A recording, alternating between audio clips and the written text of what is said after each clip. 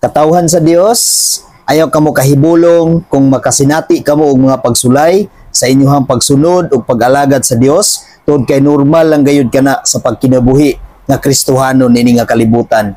Normal lang gayud igsuon nga maka-encounter kita og mga pagsulay sa kinabuhi. Normal lang gayud igsuon nga aduna kitay ma-encounter nga mga sakit, nga mga words, mga sakit, nga mga pagsulay sa atong kinabuhi. Normal lang gayud kana sa pagkinabuhi nga Kristohanon. Aton tibanan igsuon nga kung nakaambit kita sa mga pagsulay karon sa atong pagkinabuhi nga Kristohanon, dili kana talagsaon nga pagsulay.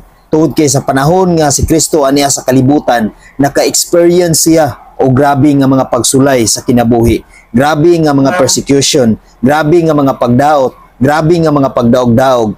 Igsuon angay kita nga magmalipayon kung nakasinati o nakaambit kita ni ana. Tungod kay nakaambit kita sa pag-antos ni Kristo, samtang aniya pa siya dinhi sa kalibutan.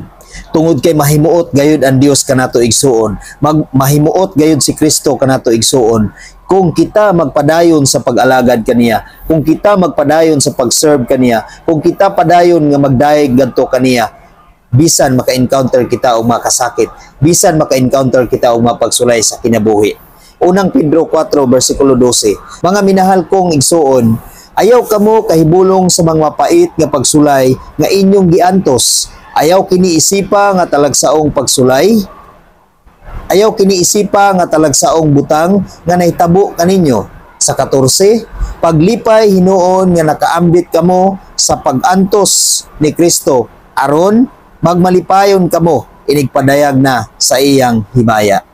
Mao na igsuon, dili kita angay nga maguol, dili kita angay nga mabalaka, tungod kay inigabot sa panahon igsuon, tungod kay nahimuot man si Kristo sa atong gibuhat nga nipadayon kita, tungod kay nakaambit kita sa iyang himaya samtang aniya pa kita dinhi sa kalibutan. Kung unsa ang iyang kasakit nga naagian, nakaambit usab kita, tungod kay kita matinud-anon man nga nisunod gadto kaniya, malipay siya inigpadayag naunya sa iyang himaya, abot sa panahon nga hukman kita sa Dios igsuon, malipay gayud ang Dios kanato. Tungod kay kita ni padayon sa atong pagsimba, kita ni padayon sa atong pag-alagad ngadto kaniya. Ang Dios mahimuot kanato niya na igsuon. Maong padayon lang gayud kita igsuon. Dili kita magpadala sa mga kasakit, sa mga pagsulay, sa mga pagtesting sa atong pagtuo. Tungod kay pinaagi ni ana, ang Dios mahimuot kanato. Atong dag-on ang dautan ug atong ipatigbabaw nga kita mga anak sa Dios. Amen? God bless sa tanan.